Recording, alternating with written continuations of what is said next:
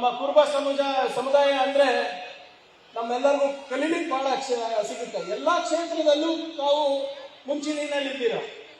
ಇತಿಹಾಸದ ಪುಟವನ್ನು ತಾವು ತೆಗೆದು ನೋಡಿ. ಸುರೇಶ್ ಅವರು ಹೇಳ್ತಾ ಇದ್ರು, ದಯವಿಟ್ಟು ಸ್ವಲ್ಪ ವಿದ್ಯಾಭ್ಯಾಸದ ಬಗ್ಗೆ ಹೆಚ್ಚು ಗಮನ ಕೊಡಿ ಅಂತ. ಯಾಕಂದ್ರೆ ನೀವು ಇತಿಹಾಸ ಸೃಷ್ಟಿ ಮಾಡಿದವರು, ಇತಿಹಾಸ ನಿರ್ಮಾಣ ಮಾಡಿದವರು ನೀವು. ಸಾಹಿತ್ಯದಲ್ಲಿ ಉದಾಹರಣೆ ತಗೋಬೇಕಂದ್ರೆ ಮಹಾಕವಿ ಕಾಳಿದಾಸರು ಸಿಗ್ತಾರೆ.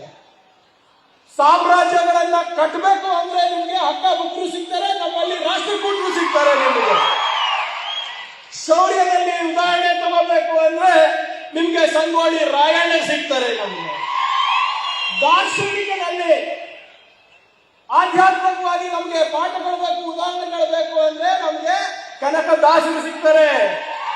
ಸಾಮಾಜಿಕ ನ್ಯಾಯ ಮತ್ತು ಆಡಳಿತ ಹೇಗೆ ಮಾಡಬೇಕು ಅಂದ್ರೆ ನಮ್ಗೆ ಸನ್ಮಾನ್ಯ ಸಿದ್ದರಾಮಯ್ಯ ಸಿಗ್ತಾರೆ. ಇಷ್ಟು ದೊಡ್ಡ ಇತಿಹಾಸ ಇರುವಂತ ತಮ್ಮ ಸಮಾಜ ಇದೆ. ರಾಮಚಂದ್ರಪ್ಪ ಅವರು ಹೇಳೋದ್ರಲ್ಲಿ ಬಹಳ ಅರ್ಥ ಇದೆ.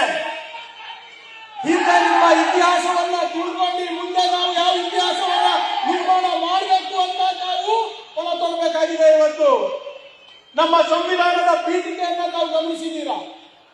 ನಾವು ನಮ್ಮ ಸರ್ಕಾರ ಬಂದ ಮೇಲೆ ಸಂವಿಧಾನದ ಪೀಠಿಕೆ ಮೇಲೆ ಹೆಚ್ಚು ಗಮನ ಕೊಡ್ತಾ ಇದ್ದೀವಿ.